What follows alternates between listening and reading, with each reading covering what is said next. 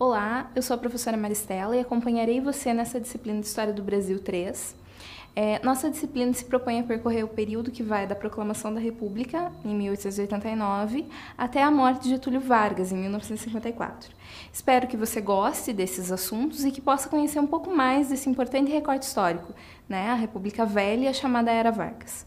Considero que nossas aulas serão um ponto de partida para que você aprofunde seus conhecimentos e compreenda a formação da República Brasileira e suas diferentes fases históricas.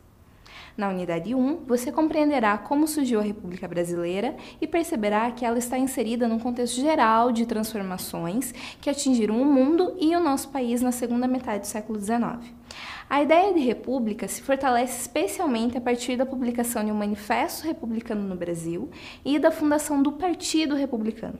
Essa tese vai ganhando força e conquistando simpatizantes, cujo desfecho, como você deve saber, ocorreu em 15 de novembro de 1889, com a deposição de Dom Pedro II e a posse do governo provisório, liderado pelo Marechal Deodoro da Fonseca.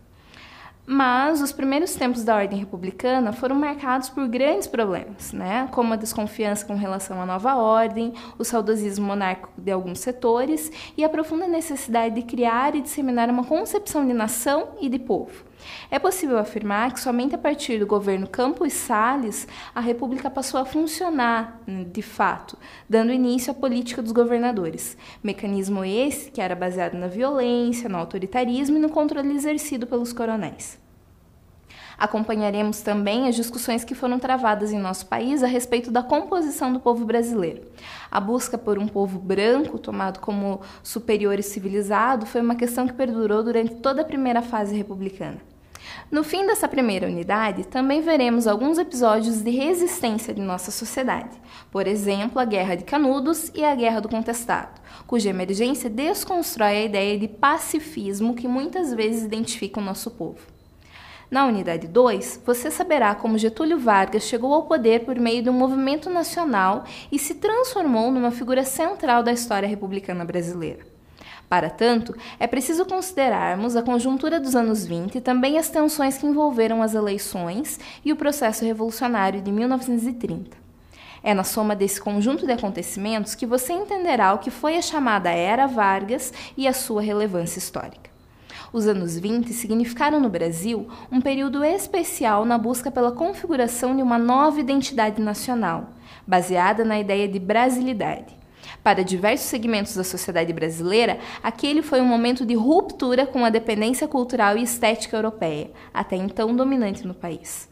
Essa efervescência cultural, conjugada ao sentimento de descontentamento diante da situação política, avançou até o assassinato de João Pessoa, em 1930, episódio este que acabou servindo como um estopim para a ocorrência de um levante armado contra a República Velha e a tomada do poder por Getúlio Vargas. A passagem de Getúlio pela presidência da República significou uma mudança estrutural, não só do Estado brasileiro, mas de toda a sociedade, cultura e capacidade produtiva nacionais, tornando Vargas um dos grandes ícones do século XX. Na unidade 3, nós estudaremos o período que vai de 1930 a 1945, durante o qual o Brasil foi governado por Vargas. O objetivo é o de identificar as diferentes fases políticas vividas pela Era Vargas nessa fase. É consensual entre os historiadores que a estudam que esse período se divide em 3 momentos distintos. Entre 30 e 34 é a fase do governo provisório, que tem início com a tomada da posse de Vargas e nele são realizadas as primeiras e importantes reformas políticas e sociais no país. Entre 34 e 37 é a fase do governo constitucional, que acompanhou a volta dos processos eleitorais. Porém, foi nessa fase que Vargas implantou a Lei de Segurança Nacional e reprimiu duramente movimentos de sublevação no país. Entre 37 e 45 é a fase do Estado Novo, a qual teve início no final de 37 e se configurou como um período de ausência de liberdade e da concentração de poderes nas mãos de Vargas. Nessa unidade, também veremos que, ao longo da Era Vargas, o Estado brasileiro destinou recursos, contratou intelectuais e investiu em equipamentos e mecanismos capazes de produzir uma intensa e permanente propaganda do regime e na exaltação da figura pessoal de Vargas, com o objetivo claro de obter a hegemonia política nacional. Para tanto, censura, controle de informação e propaganda maciça foram elementos determinantes.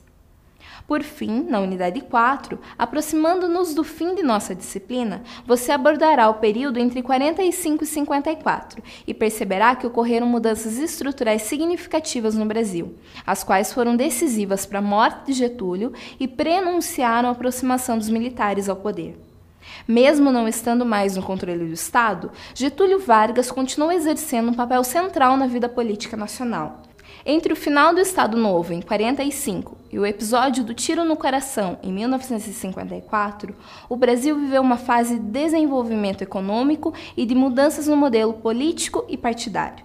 Nesse período, o país experimentou áreas democratizantes, com liberdade de imprensa, eleições regulares e avanços nos movimentos sociais e culturais, bem como a economia brasileira, nacionalizada e estatizada por Vargas, abriu-se para os capitais e interesses internacionais.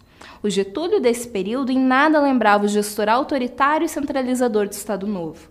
Afinal, como você já deve saber, o mundo vivia uma fase de crítica aos regimes e aos líderes autoritários. Era preciso se adequar a esses novos tempos, especialmente após o término da Segunda Grande Guerra.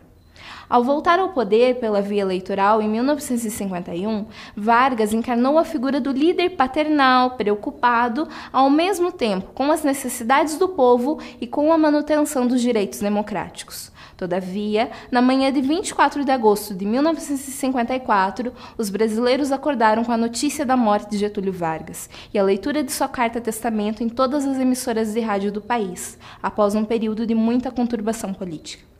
Como consequência imediata, a morte traumática de Getúlio Vargas produziu uma imensa comoção nacional e marcou o fim de um importante período da vida política no Brasil. A morte de Vargas teve como efeito concreto adiar por uma década o golpe militar que acabaria, infelizmente, ocorrendo em 64. Espero que você possa, ao longo dessa disciplina, aprofundar os conhecimentos que já possui e também descobrir coisas novas a respeito da história recente do nosso país, muito da qual é, com certeza, fruto dos acontecimentos da República Velha e da Era Vargas.